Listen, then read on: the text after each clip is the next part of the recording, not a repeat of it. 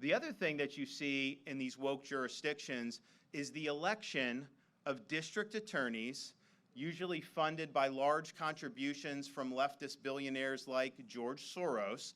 And what they do, they get the leftists of the left to win the primary, and then they're in a jurisdiction where they're going to elect a D no matter what. So then you get these prosecutors, and they come in with an agenda.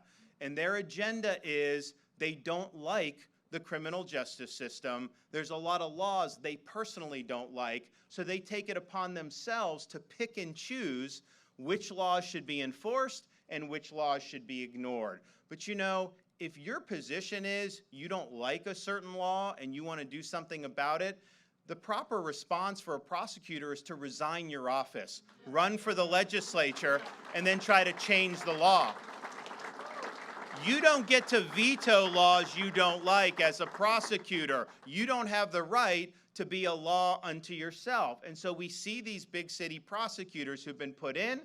They make decisions to basically say, yeah, you can go ahead and rob people, and you're not gonna be held accountable as a result of this. I was talking to a guy that moved to Florida from San Francisco. Someone robbed his house.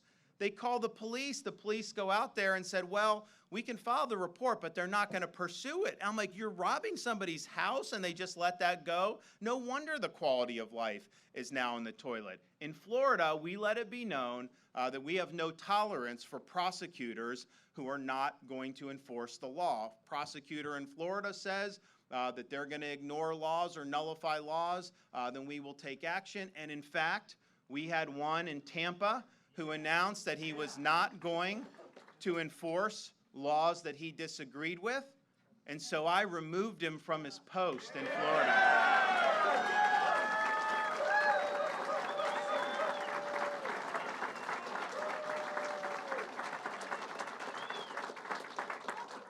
So I think it needs to be something that everyone across this country, because, you know, there used to be, you could be a Republican or a Democrat and still want law and order. So just because you're running in this Democrat primary, you don't have to elect the craziest person in the primary.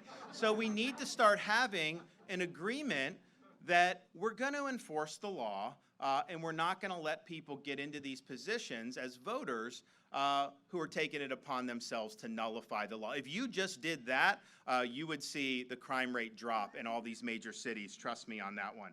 The other thing that we've done, and this isn't necessarily as prominent with respect to just law enforcement, but in Florida, we really take seriously the issue of K-12 education. And we believe in Florida that parents should be able to send their kids to school knowing that they're going to get an education, not a political indoctrination.